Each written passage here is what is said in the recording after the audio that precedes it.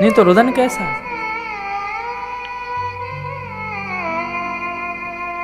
किसी कार्य की सिद्धि के लिए कभी भक्त नहीं रोते। भगवत स्मृति में रुदन होता है भक्त का।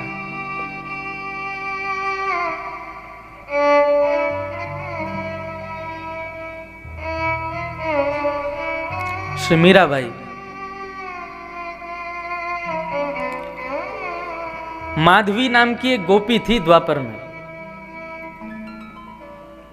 वो माधवी नाम की गोपी, उसका ब्याह भगवान के मित्र के साथ हुआ। भगवान का मित्र ब्याह करके आ रहा था, पालकी में बैठ करके माधवी गोपी आ रही थी वृंदावन की ओर। तभी ठाकुर जी उछलते कूदते नाचते गाते हुए पहुंच गए। अरे भैया तेरा ब्याह है कौन, एक भाभी को मुंह तो दिखा दे हमें, कैसी हमारी भाभी। ठाकुर जी भगवान को मित्र बोले देख ले, कौन रोके तो को, तेरी भाभी है, जाके देख ले। सो हमारे बाल कृष्ण प्रभु नटखट तो हैं ही। तुरंत ठाकुर जी पहुंचे और पहुंच करके पालकी के भीतर प्रवेश करके बैठ गए। तो माधवी का जैसे ही मुखमंडल देखने लगे, माधवी ने अपना मुख ढक लिया। क्यों? माधवी की माताजी ने उसको समझाया था कि भैया तू जिस नगर में जा रही है ना, वहां पे एक कृष्ण नाम का गोप रहता है। बोले अच्छा भैया, फिर? बोले वो कृष्ण नाम का गोप जो है वो जिसको देख लेता है, जिसको अपना मुख दिखा देता है, उसको अपना बना लेता है। तेरा पतिव्रता धर्म टूट जाएगा यदि तूने उसको अपना मुख दिखा दिया तो। तेरा पतिव्रता धर्म टूट जाएगा। जैसे ही पता चला कि माधवी को कि कृष्ण आ रहे हैं, ये भाव सुनते ही उसको अपनी मां की बात याद आई, जो उनकी मां ने उसको बताई थी कि कभी भी कृष्ण यदि पधारें, राधे राधे गोविंद राधे राधे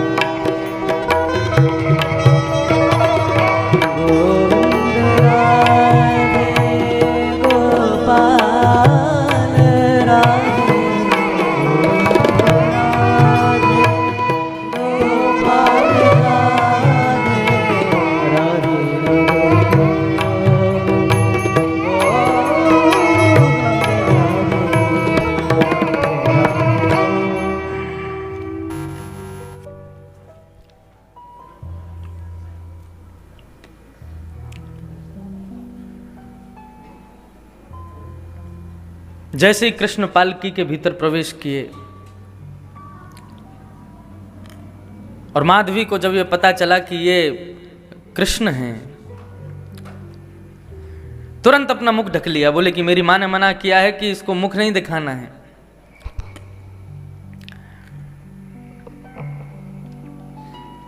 ठाकुर जी प्रार्थना कर रहे हैं माधवी से कि अपना मुखमंडल दिखाओ, लेकिन अपनी मां की बात को स्मरण करते हुए उसने अपना मुख दिखाया ही नहीं। घूंघट पकड़ के बैठी ही रही कस के कि चाहे कुछ हो जाए इसको मुख नहीं दिखाऊंगी। भगवान बहुत देर तक प्रार्थना करते रहे, तब भी माधवी ने अपना मुख नहीं दिखाया।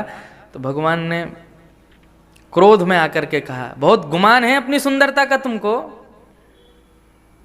हम भी तुमको शाप देते हैं, इस जन्म में तुम हमारा दर्शन कर ही नहीं पाओगे, तुम हमको देख ही नहीं पाओगे। अब देखते हैं क्या होता है। माधवी बोली मुझे मुझे देखना भी ना है तो चलो जाए यहाँ। ठाकुर जी तुरंत पालकी से निकल करके चले गए। अब जब गिरिराज धारण करवे की नीला प्रारंभ भई, समस्त ब्रजवासी वहां पहुंचे हैं और वहां माधवी गोपी भी पहुंची है। जब सबको पता लगा कि महाराज गिरिराज पर्वत धारण किए हैं, किसने धारण किए? बोले नंद नंदन ने धारण किए हैं, श्री कृष्ण ने धारण किए हैं, मधुमंगल श्रीदामा के मित्र श्री कृष्ण कन्हैया ने धारण किए हैं। जब माधवी को यह बात पता चली कि इतना बड़ा पर्वत कृष्ण ने धारण किया, अब 7 कोस लंबा पर्वत है, कुछ लोग उस तरफ खड़े हैं, कुछ लोग इस तरफ खड़े हैं, और गर्ग संहिता में देखें तो गिरिराज पर्वत आज बहुत अभी सूक्ष्म आकार में है। जिस समय ठाकुर जी ने इनको धारण किया था तो कहते हैं कि गिरिराज पर्वत के शिखर बादलों से भी ऊपर थे, रोज एक तिल भीतर प्रवेश कर रहे हैं जमीन में। अब जो गिरिराज जी का दर्शन होता है, गिरिराज जी की 3 शिखर थे, 3 चोटियां थीं, अब केवल एक का ही दर्शन होता है। इतने विशाल थे गिरिराज पर्वत। अब आप ये सोचो कि ठाकुर जी थे वृंदावन में और गैया चराने जाते थे गोवर्धन में, तो गिरिराज जी ऊंचे थे और चौड़े भी थे। हमारे जो अंग्रेज मंदिर है, अंग्रेज मंदिर के बाद परिक्रमा मार्ग है, परिक्रमा मार्ग से ठीक उस तरफ का जो इलाका है संपूर्ण गोवर्धन में आता है, वो वृंदावन में नहीं आता। प्रेम मंदिर और उससे आगे के जो स्थान हैं वे सब गोवर्धन सीमा के अंदर हैं। तो गिरिराज पर्वत यहां तक थे। इतने विशाल गिरिराज पर्वत और उनके नीचे लाखों ब्रजवासी खड़े हैं। सबको ठाकुर जी दिख नहीं रहे थे, बस इतना पता था कि पर्वत उठा लिया है किसी ने। तो माधवी बोली किसने उठाया पर्वत? बोले श्याम सुंदर ने, कृष्ण ने, नंद के लाला ने, यशोदा के छलिया ने। बोले ये वही कृष्ण है जिसको मैंने मुख नहीं दिखाया। एक बार देखूं तो सही, इतना पराक्रमी, इतना बलवान, इतना तेजस्वी, नन्हा सा बालक इतना बड़े बड़े पर्वत उठा लिया, देखूं तो सही जाके कैसा है। और जैसे ही संपूर्ण भीड़ को अलग करती हुई, तिलक करती हुई माधवी वहां पहुंची है, जैसे ही ठाकुर जी के मुखमंडल की ओर देखा तो अपने बाम बाहु की इकन्नी उंगली पर गिरिराज पर्वत धारण करके खड़े हुए त्रिभंग ललित श्याम सुंदर के मुखमंडल की एक क्षण से भी कम समय के, जितनी देर में हम लोग पलक झपकते हैं, केवल इतनी क्षण का दर्शन होने के बाद में माधवी के नेत्रों के आगे धुंध हो गई, दिखना बंद हो गया। खूब आंखों को धोती है, खूब मीड़ती है, बार बार प्रार्थना करती है, श्याम सुंदर मुझे आपका दर्शन कराओ, मुझसे बहुत बड़ा अपराध हो गया जो मैंने आपका दर्शन नहीं किया। ठाकुर जी बोले इस जन्म में तो तुमको दर्शन नहीं होगा। तो कैसे होगा? बोले कलयुग में एक संत के माध्यम से मैं इसी गिरधर स्वरूप में तुम्हारे गांव में आऊंगा, और हे माधवी तुम कलयुग में मीराबाई के रूप में प्रकट होगी। उन संत के सेव्य ठाकुर जी का जब तुम दर्शन करोगी तो तुम्हें ये सारी लीलाएं स्मरण आ जाएंगी, और उन संत से मांग करके तुम मुझे अपने पास ले जाना, फिर मैं तुम्हारे पास रहूंगा। संपूर्ण 1 युग तक माधवी ने इंतजार किया, और तब कलयुग में वही माधवी गोपी मीराबाई के रूप में प्रकट हुई। नन्ही सी मीराबाई अपनी मां की उंगली पकड़ करके सत्संग सुनने जाती थी। संत के सेव्य ठाकुर जी को देख करके अब उसका सत्संग में कहां मन लगता था, वो तो बस ऐसे ही उछल कूद नाचती थी। जब जब कीर्तन होता था तो थिरक थिरक करके नृत्य करती थी। लेकिन जैसे ही सेव्य ठाकुर जी की ओर देखा तो देखती रह गई, और अपनी मैया से पूछे मैया ये कौन है? बोले बाबा हैं, सत्संग कर रहे हैं। बोले बाबा नहीं, उनके पीछे जो ये ऐसे गिरधर ऐसे ऊपर भुजा करके खड़े हैं, ये कौन है? बोले ये उनके ठाकुर जी हैं, उनकी सेवा करते हैं वो। मैया इनको नाम कहा है? बोले तू खुद ही पूछ ले बाबा ते कहाँ नाम है। मीराबाई ने जाकर के पूछा बाबा ये तुम्हारे ठाकुर जी जो खड़े हैं इनको नाम कहा है? बोले इनको नाम है गिरधर लाल। इनको नाम गिरधर कैसे पढ़ो? मुझ को बताओ। तब उन्होंने पूरी कथा बताई। इंद्र का मान मर्दन करने के लिए, ब्रजवासियों के द्वारा गिरिराज जी की पूजा कराने के लिए बाल कृष्ण प्रभु ने गिरिराज पर्वत धारण किए, तो वही छवि गिरधर स्वरूप है। मीराबाई के नेत्रों से आंसू टपकने लगे। स्मरण आ गई अपने पूर्व जन्म की पूरी कथा कि मैं माधवी नाम की गोपी थी, मैं इनसे मिलना चाहती थी, लेकिन अपने मां के द्वारा कही गई बातों से मैंने इनको अपना मुख नहीं दिखाया।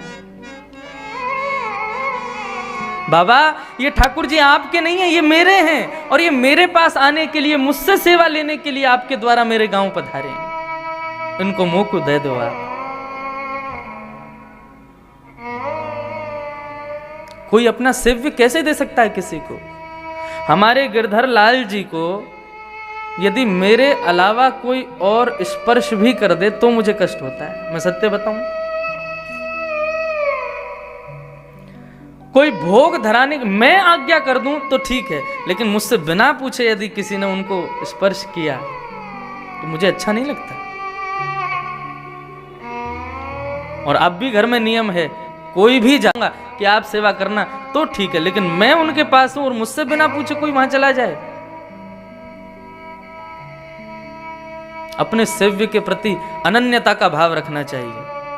वे आपके हैं और आप पर कृपा करके आपके पास पधारे हैं। किसी और से सेवा, उस दिन श्री रसिया बाबा कह रहे थे ना, किसी और से सेवा कराने का भाव तो यही हो जाता है कि हमने जैसे बालक के लिए आजकल लोग वो रखते हैं, क्या बोलते हैं उसको, हाँ दाई रखते हैं ना, कि तुम ही खिलाओ, तुम ही सुलाओ, तुम ही।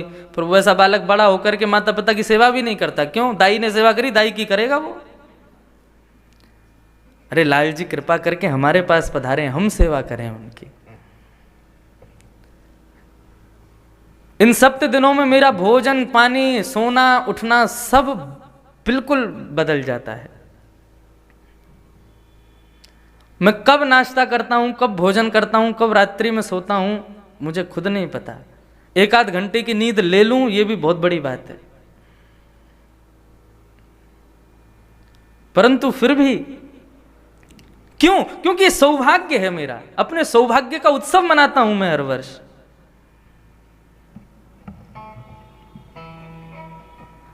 कैसे दे दे कोई अपना सेव्य ठाकुर किसी को? मीराबाई मांगने लगी, ये लाल जी मेरे हैं, मुझे दे दो, लेकिन संत ने मना कर दिया। तो मीराबाई ठाकुर जी की ओर देखती है, बोले संत का हृदय तो नवनीत जैसा होता है, निष्ठुर तो तुम हो। यदि अब नहीं आए ना मेरे पास, 3 दिन का समय दे रही हूं बस आपको, यदि स्वयं मेरे पास नहीं आए तो अपना गला काट लूंगी, अपने प्राण त्याग दूंगी। और रुदन करती हुई मीराबाई, नन्ही सी मीराबाई, सत्संग से चली गई। ठाकुर जी के सामने कह करके गई है, यदि 3 दिन में नहीं आए तो तुमको मीराबाई जीवित नहीं मिलेगी। ना भोजन करती हैं, ना सोती हैं, ना उठती हैं, बस कमरे में पड़े पड़े गिरधर लाल का स्मरण कर रही हैं। 3 दिन पूर्ण हुए और तीसरे दिन की रात्रि आज मीराबाई अपनी व्यवस्था करके बैठी है कि आज प्राणों का परित्याग कर दूंगी यदि नहीं आए तो। इतने में ही श्री जो संत गिरधर लाल जी की सेवा करके रात्रि में शयन कर रहे थे, रात्रि में रोते हुए श्री गिरधर लाल उनके स्वप्न में प्रकट हो गए, रुदन करते हुए। प्रभु आज्ञा करें, आप रुदन क्यों कर रहे हैं? ठाकुर जी कहते हैं, बाबा आप 40 वर्षों से मेरी सेवा कर रहे हो और मैं आपकी सेवा से खूब प्रसन्न हूं, लेकिन वास्तव में आप तो माध्यम थे, मुझे जाना तो मीराबाई के पास ही है। यदि मैं आज नहीं गया तो वो अपने प्राणों का परित्याग कर देगी। आपकी सेवा से मैं बहुत प्रसन्न हूं, लेकिन यदि आप मेरी प्रसन्नता चाहते हो तो मुझे जाकर के मीराबाई को दे आओ। उठे संत, अपने गिरधर लाल जी को हृदय से लगा करके खूब रोए, खूब रुदन किया और अपने लाल जी को हृदय से लगा करके मीराबाई के पास, मीराबाई को देने के लिए जा रहे हैं। अचेत अवस्था में पड़ी है कक्ष में मीराबाई। तभी वे संत पहुंचते हैं और श्री गिरधर लाल जी अपनी गोद में रखे हुए मीराबाई को दिखाते हैं। ये पद मुझे बहुत प्रिय है। और क्या गा रहे हैं? ले मीरा है गिरधर तेरा, ले मीरा है गिरधर तेरा, ले मीरा है गिरधर तेरा, ले मीरा